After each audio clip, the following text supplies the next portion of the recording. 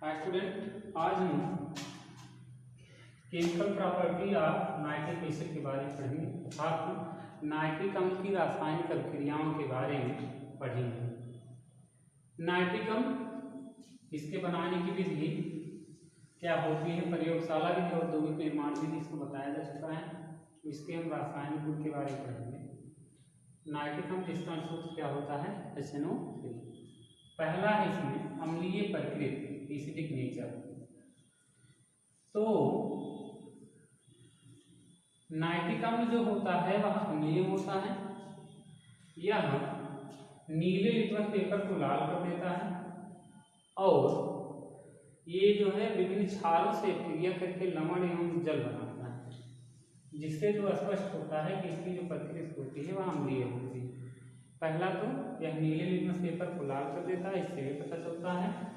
और दूसरा ये है कि यह विभिन्न क्षारों से क्रिया करके क्या बनाता है, लवण तथा जल बनाता है। तो जिस सब क्रियाओं में लवण और जल बनते हैं उनको उदासीनीकरण कहते हैं।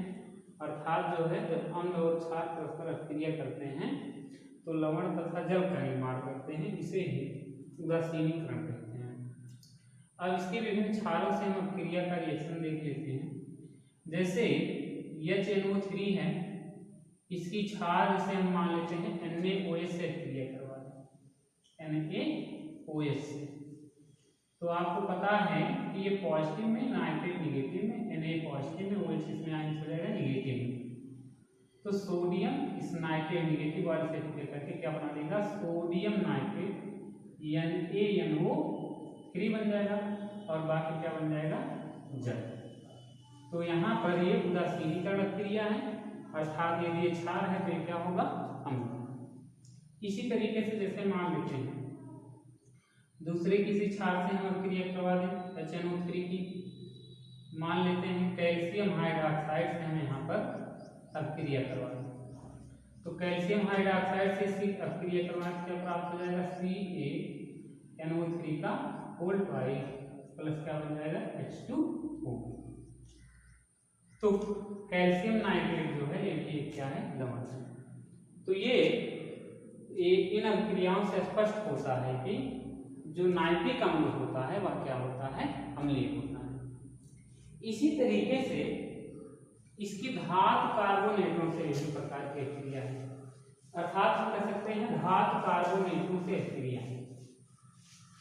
धातु कार्बोनेटों से अभिक्रिया क्या है, ये चीज हमेशा आप लोग याद रखिए कि जब भी कोई भी कार्बोनेट हो, सोडियम कार्बोनेट, लेड कार्बोनेट या फिर जो है कैल्शियम कार्बोनेट, किसी भी तन अम्ल से क्रिया करते हैं तो हमेशा कार्बन डाइऑक्साइड गैस करते हैं।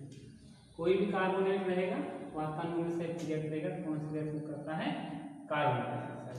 तो जैसे हमने यहाँ पर लिख दिया HNO3 प्लस CaCO3, तो ये जो है क्या बन जाएगा, CaNO3 का होल ट्वाइस। ये देखिए वाहिकता में H पॉजिटिव और किसमें NO3 निगेटिव में आयन होता है। ये जो है Ca2 पॉजिटिव में और प्लस ये जो है क्या कर देता है CO2 और यहाँ पर O2 निगेटिव में आयन हो जाता है। तो ये इससे रिएक्टिव होता है और क्या बन जाता है CaNO3 का होल ट्वाइस। और इसके बाद यहाँ का हाइड्रोजन इस ऑक्सीजन से क्रिया करके इसका निर्माण कर लेता है जल का, और बाकी कौन सी गैस मुक्त हो जाती है, कार्बन डाइऑक्साइड। तो यहाँ पर मुक्त होगा CO2 और प्लस बन क्या जाएगा H2O। इसी तरीके से इसकी दूसरी अभिक्रिया हम देख लेते हैं। दूसरी अभिक्रिया जैसे मान लेते हैं यहाँ पर सोडियम कार्बोनेट से क्रिया करवा दें तो HNO3 प्लस Na2CO3, तो ये जो है क्या बन जाएगा NaNO3 plus CO2 plus H2O, यहाँ हो जाएगा NaNO3। तो इसमें भी कौन सी गैस मुक्त हुई, कार्बन डाइऑक्साइड। तो नाइट्रिक अम्ल अर्थात जब भी धातु कार्बोनेटों से क्रिया करता है तो कौन सी गैस मुक्त करता है, कार्बन डाइऑक्साइड। इसके बाद दूसरा रिएक्शन हम देखते हैं इसके ऑक्सीकारक गुण के बारे में। वेरी इंपॉर्टेंट ये रिएक्शन है, इसके जब भी ज्यादातर एग्जाम में पूछे जाते हैं इसके ऑक्सीकारक गुण के बारे में पूछे जाते हैं।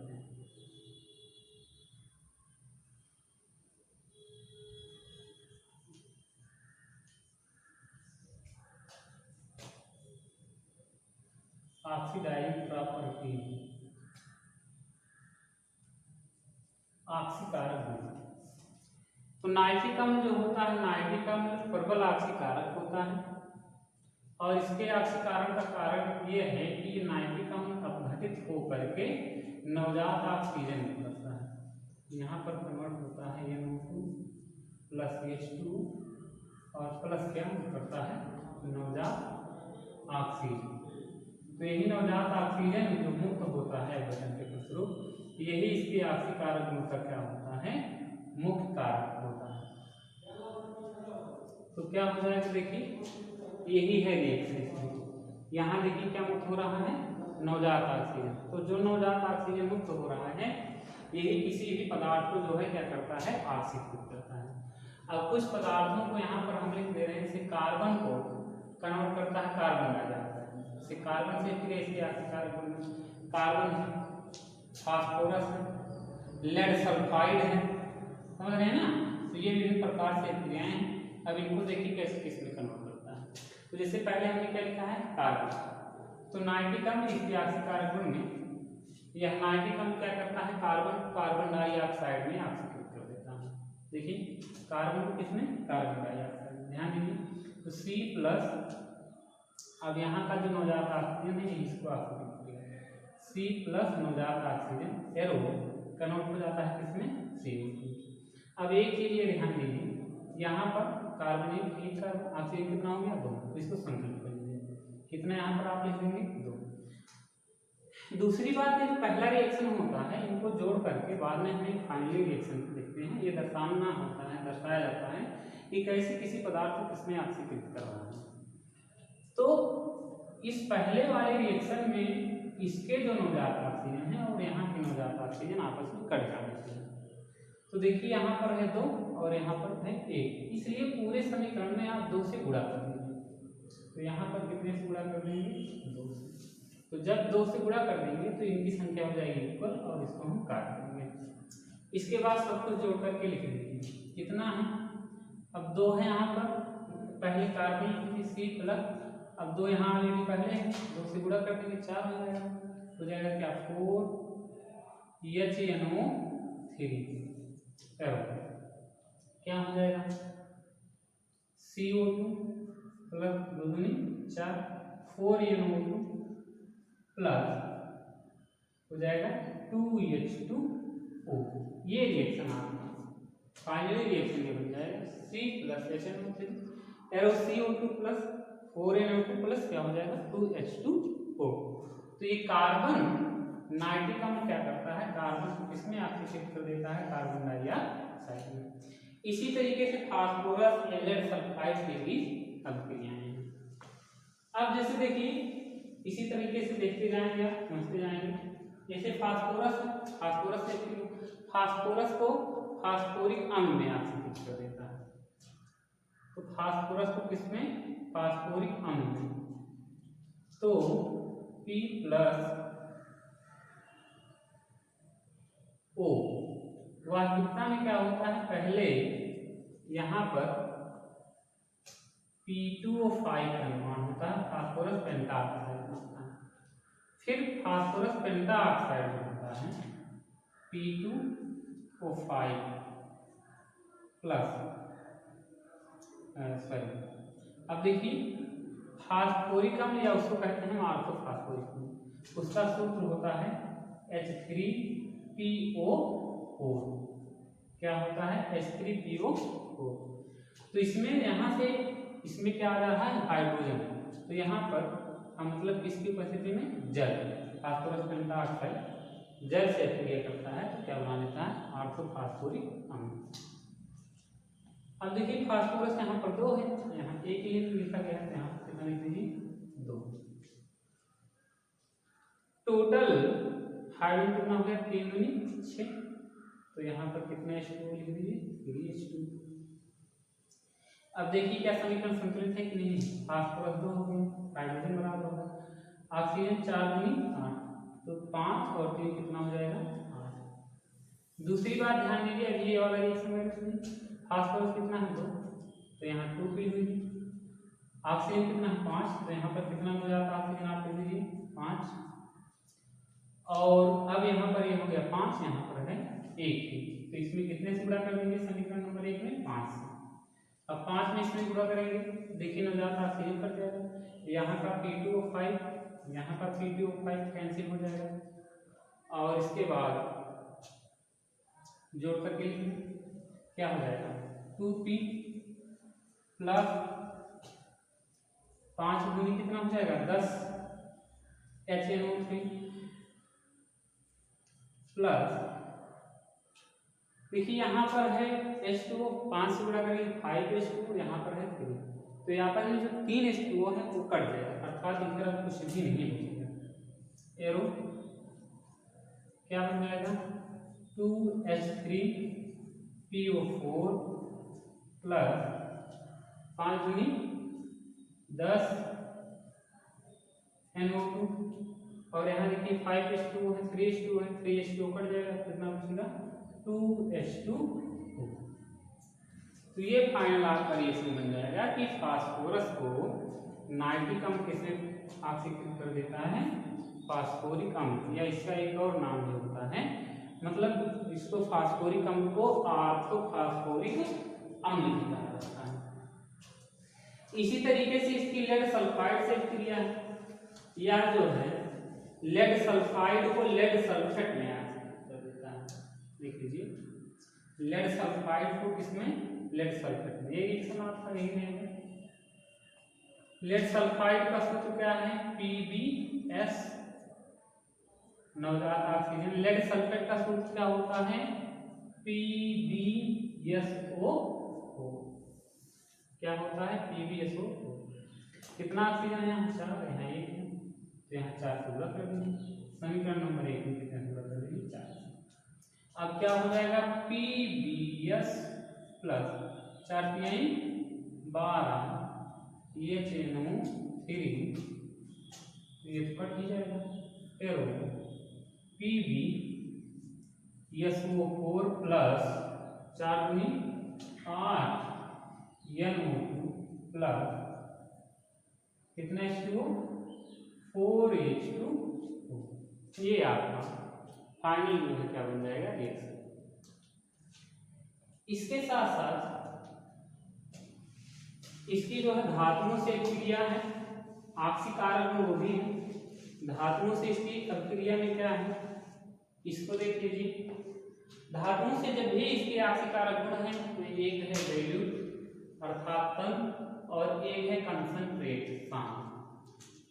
तो पहला है कॉपर धातु से क्रिया, किससे क्रिया है कॉपर धातु से क्रिया, देखिए HNO3 2NO2, यहाँ से थोड़ा सा डिफरेंट टाइप का ये रिएक्शन है। तो इस रिएक्शन को देखिए, पहले है कॉपर धातु से Cu प्लस HNO3, और ये कैसा है डाइल्यूट है तन।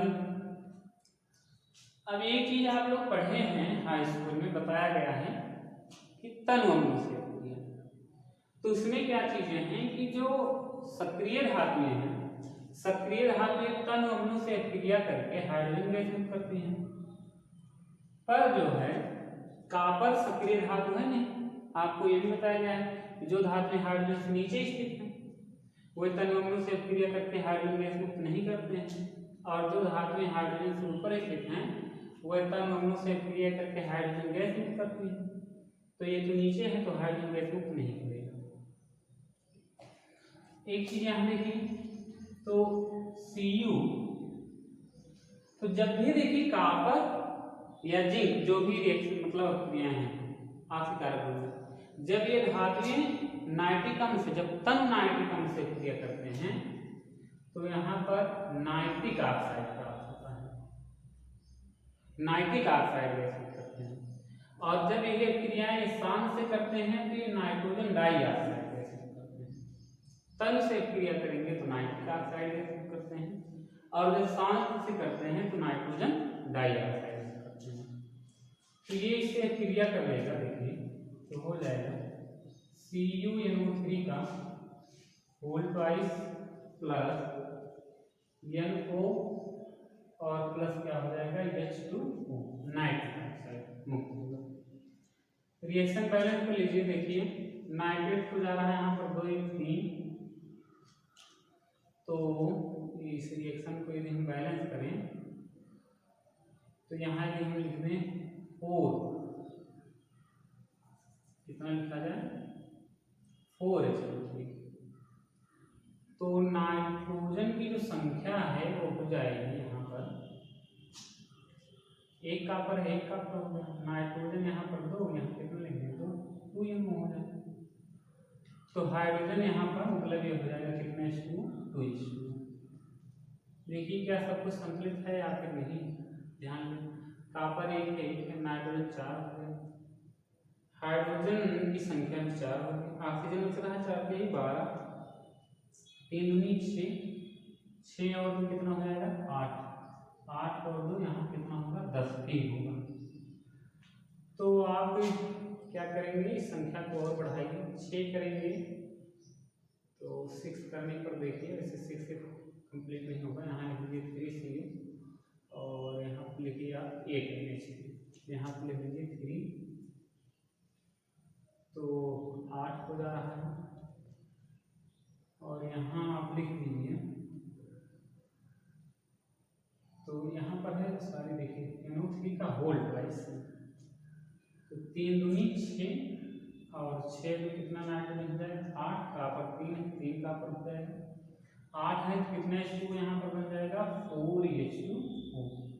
बच रहा है ऑक्सीजन, ऑक्सीजन संतुलित कर लीजिए, आखिरी कितना हो जाएगा 24, 3 दूनी 6 6 3 18, तो 20 4 कितना हो जाएगा 24।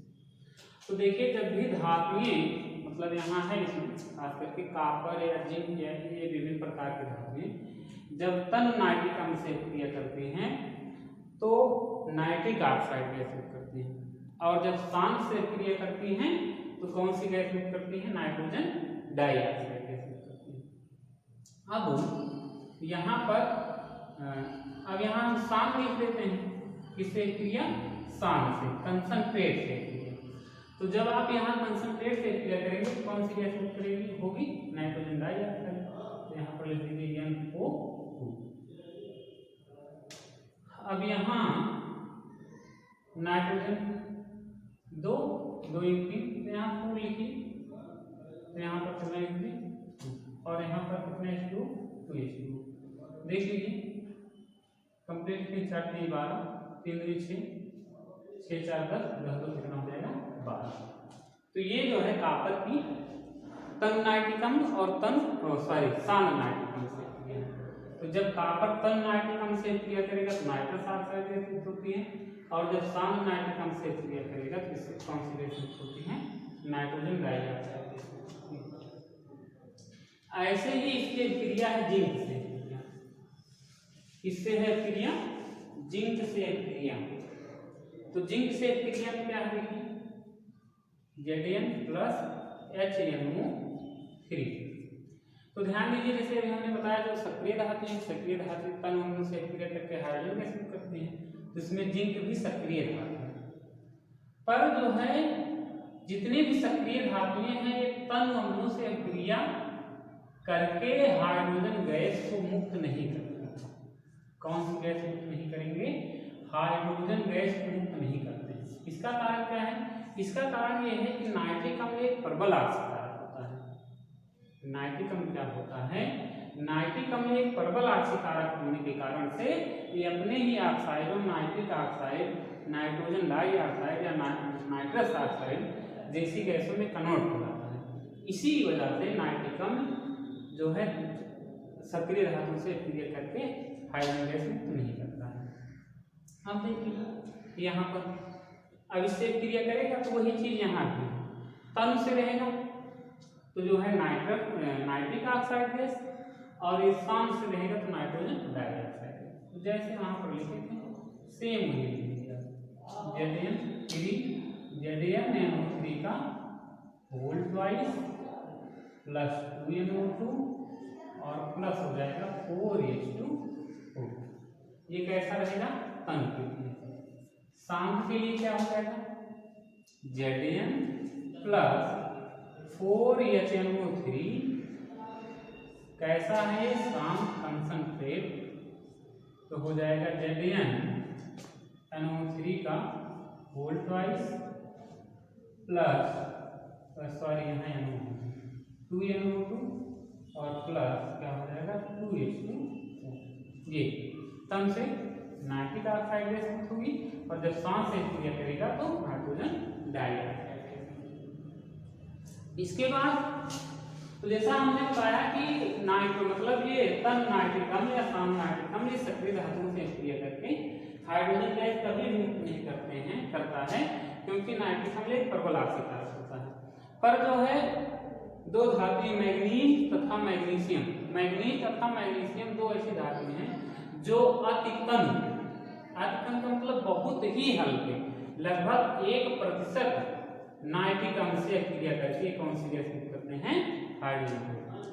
तो मतलब जैसे है मैग्नीज तो Mg प्लस HNO3 कैसा रहेगा? तन मतलब बहुत ज्यादा डायल्यूट है, तो ये बन जाएगा ZnNO3 का होल ट्वाइस प्लस क्या हो जाएगा H2O। तो ये इसकी क्या हो गई? बैक्टीरिया हो गई। इसके बाद है एक्वारेजिया के बारे में देखिए। एक्वारेजिया जिसको हम क्या कहते हैं? अम्लराज। एक्वारेजिया अम्लराज के बारे में देखें। अम्लराज क्या होता है? अम्लराज तो 3 भाग HCl और प्लस 1 भाग HNO3 नाइट्रिक अम्ल, ठीक है ना? 3 भाग हाइड्रोक्लोरिक अम्ल और 1 भाग नाइट्रिक अम्ल के मिश्रण को ही क्या कहते हैं? अम्लराज कहते हैं। यह अति कम क्रियाशील धातु जैसे सोना एवं प्लेटिनम जैसी धातुओं को अपने में घोलने की क्षमता रखता है। तो इसकी जैसे गोल्ड से क्रिया, इसकी गोल्ड से क्रिया देखिए, इसकी गोल्ड से क्रिया देखिए HCl प्लस HNO3 कितना है 3, तो ये बनाता है nitrosyl chloride NaCl plus Cl ऐसे रहने दीजिए और प्लस जो है क्या बन जाएगा 2H2, क्या हो जाएगा 2H2O। यही तो है सेम चीज। अब देखिए किससे क्रिया हमें करवानी है? गोल्ड से। Au प्लस देख लीजिए आप यहाँ किससे? यही जो क्लोरीन है उससे क्रिया करके ये आयरिक क्लोराइड बन जाता है Cl, तो क्या बन जाएगा AuCl3। आयरिक क्लोराइड का क्या होता है? निर्माण करता है जब ये गोल्ड से क्रिया करता है। तो यहाँ 3 है क्लोरीन, इसको काटना रहेगा, यहाँ है 2, तो ये क्या कीजिए यहाँ पर 2 से गुणा कर दीजिए और इसमें कितने गुणा कर दीजिए 3। अब ये कट जाएगा 3 में से 3 दूनी 6। अब ये कितना हो जाएगा? पहले तो Au लिख लीजिए 2Au प्लस 3 का 9HCl प्लस कितना HNO3 3HNO3 एरो क्या हो जाएगा 2AuCl3 प्लस 3NOCl और प्लस 6H2O। अर्थात जो है जब गोल्ड से इसकी क्रिया हो जाती है तो आयरिक क्लोराइड का क्या होता है? निर्माण होता है। तो ये अम्लराज जाने के 3 भाग हाइड्रोक्लोरिक अम्ल और 1 भाग नाइट्रिक अम्ल के मिश्रण को क्या कहते हैं? अम्लराज कहते हैं। इससे गोल्ड से क्रिया का समीकरण ये होगा। इसके बाद इसी ऑक्सीकारक गुण में ही है अपचायक पदार्थों से क्रिया। अपचायक पदार्थों में क्या है? जैसे हाइड्रोजन सल्फाइड को सल्फर में, हाइड्रोजन सल्फाइड या सल्फर डाइऑक्साइड विभिन्न प्रकार के पदार्थ रहते हैं जो कि अपचायक है। तो ये हाइड्रोजन सल्फाइड को सल्फर में ऑक्सीकृत कर देता है, या जो है फेरस सल्फेट को अम्लीय फेरस सल्फेट को फेरिक सल्फेट Fe2SO4 में क्या कर देता है, ऑक्सीकृत कर देता है। तो इसका एक रिएक्शन देखिए, इसे वही चीज यहाँ पर दी है, HNO3 2NO2, ये अपचाय पदार्थ है। यहाँ इसकी ऑक्सीकारक गुण में अपचाय पदार्थ H2O प्लस क्या नवजात ऑक्सीजन। अब यहाँ हाइड्रोजन सल्फाइड किसमें H2S प्लस क्या है नवजात ऑक्सीजन। हाइड्रोजन सल्फाइड किसमें ऑक्सीकृत करता है, सल्फर, तो हो जाएगा H और यहाँ का हाइड्रोजन यहाँ का ऑक्सीजन क्या बन जाएगा H2। बाकी जो है इक्वल संख्या काट करके जोड़ करके आप लिख लीजिए। इसी तरीके से फेरस सल्फेट को किसमें कन्वर्ट कर देता है, फेरिक सल्फेट। फेरस सल्फेट को किसमें, फेरिक सल्फेट। फेरस सल्फेट का सूत्र क्या होता है FeSO4 प्लस, अब यहाँ अम्लीय कहा जा रहा है, क्या कहा जा रहा है, अम्लीय। तो यहाँ पर आप कह लीजिए H2SO4 प्लस नवजात ऑक्सीजन। फेरिक क्लोराइड का सूत्र क्या होता है Fe2SO4 का होल थ्राइस, तो हो जाएगा Fe2SO4 का होल थ्राइस। आयरन यहाँ पर 2 है, कितना लिख दीजिए, 2 लिख दीजिए। इतना कंप्लीट हो गया, बच रहा है यहाँ का हाइड्रोजन यहाँ का ऑक्सीजन, क्या बन जाएगा H2O। बाकी सबको जोड़ करके आप लिख दीजिए। तो यहाँ एक ही नवजात ऑक्सीजन सट जाएगा, बाकी जो चीजें होगी आपका हो जाएगा 2FeSO4 प्लस हो जाएगा H2SO4 plus 2HNO3 arrow Fe2SO4 का whole thrice plus NO2 plus कितना H2O यहाँ 2H2O, ये रिएक्शन बन जाएगा। तो ये आप नाइट्रिक अम्ल के जो है विभिन्न प्रकार की क्रियाएं थी। अब इसका उपयोग, इसके उपयोग के बारे में देखिए। नाइट्रिक अम्ल का प्रमुख उपयोग प्रयोगशाला में थर्मक के रूप में किया जाता है। दूसरा उपयोग इसका जो है प्रयोगशाला में जो है या लवाक्षी कारक के रूप में किया जाता है।